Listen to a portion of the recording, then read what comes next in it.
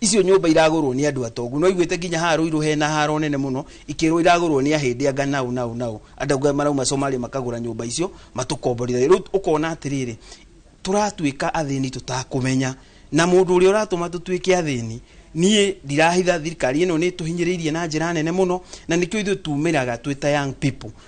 tuka call for that accountability tondu ona tukiragwo tutikaumire ni no njuge it is good to come and fight for your rights oko mau matiaumirire makirwirira bururi uyu tutingire na wiyathi ucio ono kono wokire na casualties ni twagire naguo na tuthiete tururire mawiyathi maingi muno tukirwira multi-party democracy tugioka tukirwira a new constitution na niyo etuteithietie ungirora ni constitution ya Kenya na ya Tanzania it's very different because you go to Tanzania ugukora constitution yao it limits it give president a lot of power taru rire America ithurano ri ni tuonire documentary audio no ni ya BBC so many people were killed ona tutinge compare na Tanzania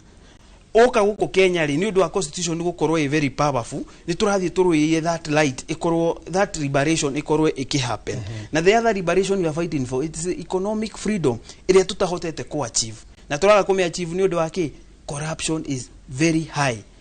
ni wega muno mundu gwitwo Kierie Kenneth ni gwitetera na kwaria mugambo wa mbeũ njĩthĩ wambugureke tuke kuriwe na tukorwo tukirora o economic freedom urenda na we muno turamirora maundu megi mainie na nenda-ini ni tuonete nenda maundu